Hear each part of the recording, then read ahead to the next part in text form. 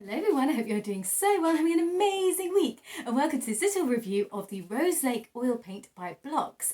Also, don't forget to like and subscribe if you're new, and thank you so much for incredible comments on my last video. Also, if I get a chance, hopefully I will be able to show you some of the oil paintings I've been working on, because there are quite a few in fact. Please do forgive the inelegant mess that's in the corner, like of all these frames stacked up. I spent the last 20 minutes moving my tripod ring light up and down constantly. I've just given up now, so I probably look foreshortened, an absolute mess, but anyway, it doesn't matter. It is what it is. So Blockx, an amazing oil paint. I think I've done a couple of reviews on this paint before, but not enough because I don't actually have that many of them. They're really expensive. They're an incredibly famous brand from Belgium, and of course famous, or made famous, by Dali, because he was the most famous artist to use Blockx oil paints. And I suppose whenever anyone sees Dali's oil paintings, they always wonder, what paint did he use? And so yes, it was Blockx. I'm pretty sure he used some other paints as well.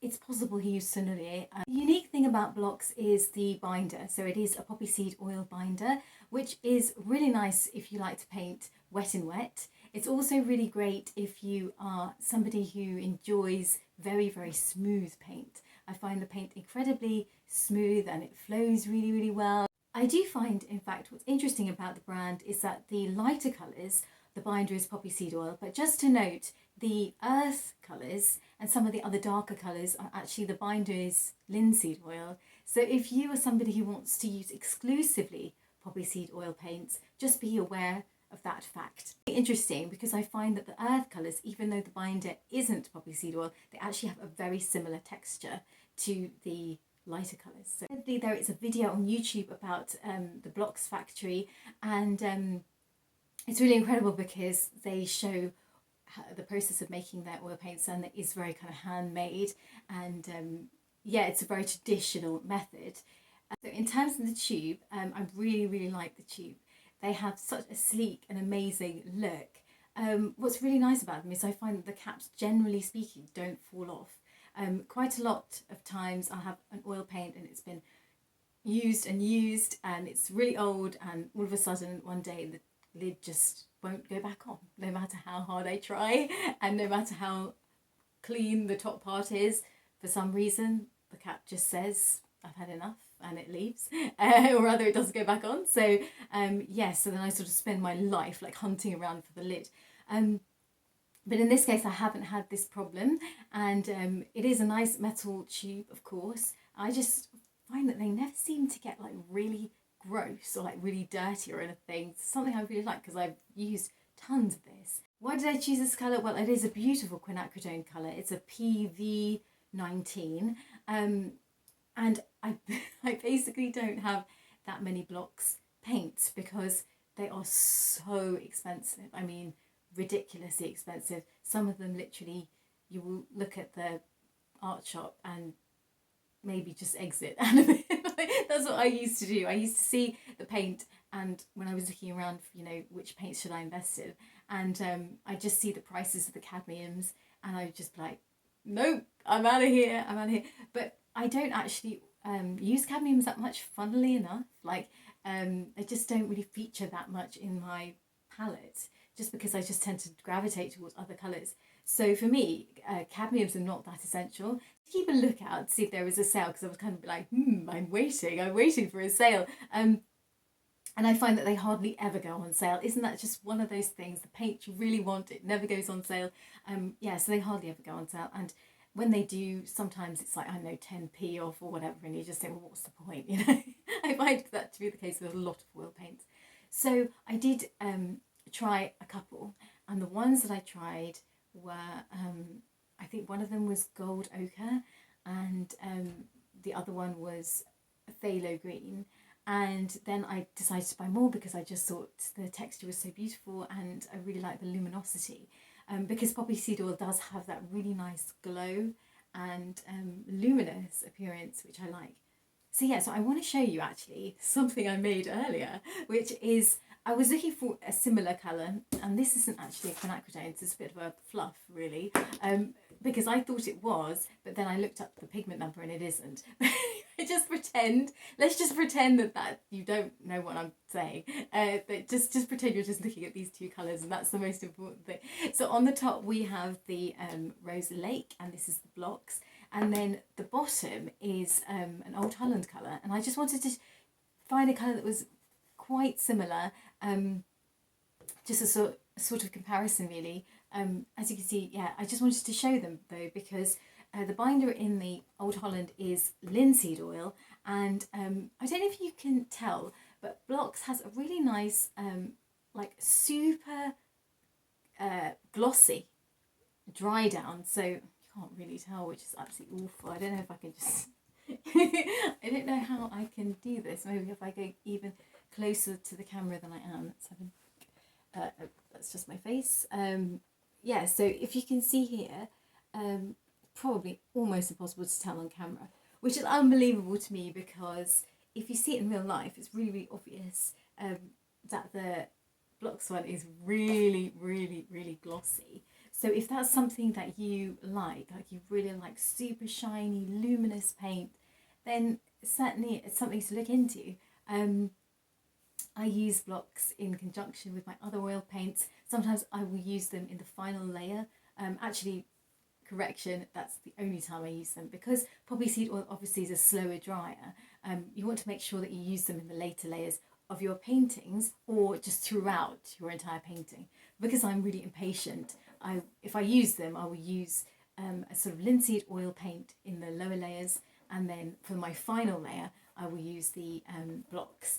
So yeah, so it is a really amazing paint, and I have quite a few paintings in my Etsy store. I have sold paintings where I've used Blockx mainly in the oil paintings. So yeah, and of course if you do like Dali's oil paintings, you can see where he got that very unique finish to his paintings, because this oil paint definitely creates that. I hope I did justice to this oil paint. I do think it's worth checking out, and of course if it's cheaper in your country it probably is cheaper in Belgium, but if it's cheaper where you live somehow magically, as I say, it's definitely worth a try. It is a premium brand paint. Did I mention that? No, I didn't. It's a premium brand paint. I suppose it's kind of obvious because of the price. And yeah, I've never had a dud one so far. Like, you know, sometimes when you get oil paints and you squeeze them out and it's just like oil goes everywhere, or it separates completely.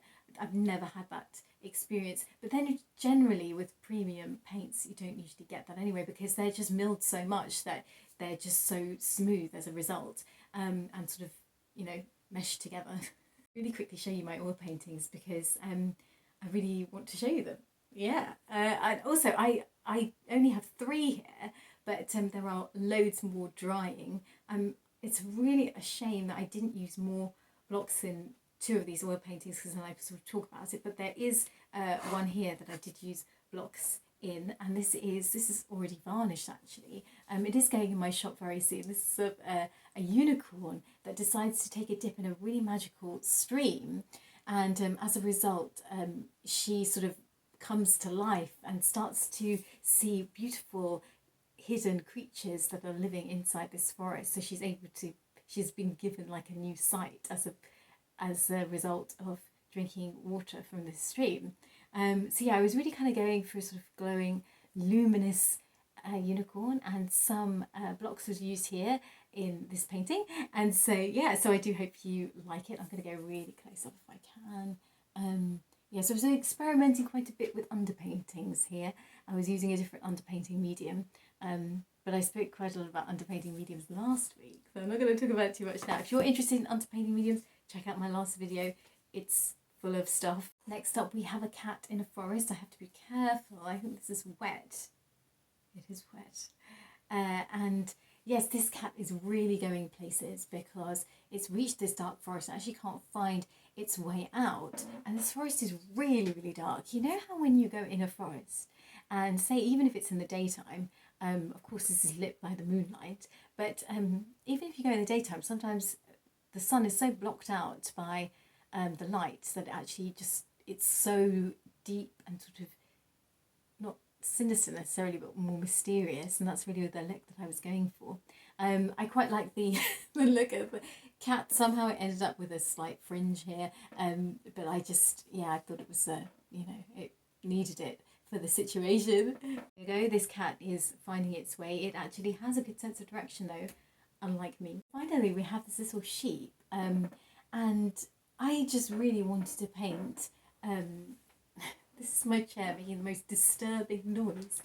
I've always wanted to paint just one sheep. Like, I've attempted it on a couple of occasions and it's not really worked out, but this time I feel like it worked out and I really liked and enjoyed painting it. And this sheep has really just gone rogue and it's left its flock and it's just going out there looking for the future. And I definitely think it's going to become a very mystical and important creature in this woodland. And so yeah, so it also has to cross this stream though. So I'm going to sneeze. I'm going to sneeze right now. But before I sneeze, it's going to cross this woodland and reach the land beyond. Everyone, I hope you enjoyed this video.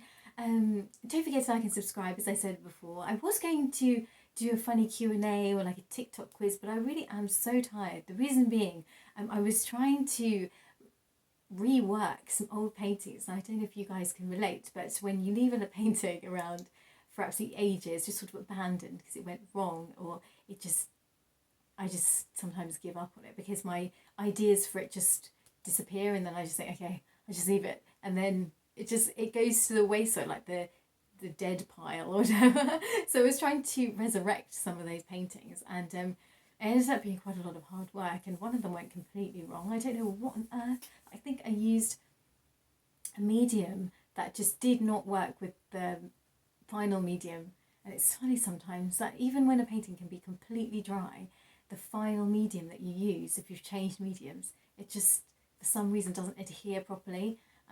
So I feel like I wasted a lot of time, and I'm just so tired now, so I'm probably just gonna like go start somewhere. But thank you so much for watching, and like I said, I will definitely have a more fascinating and interesting video next week, or at least one can only hope. So take care, see you soon, take care.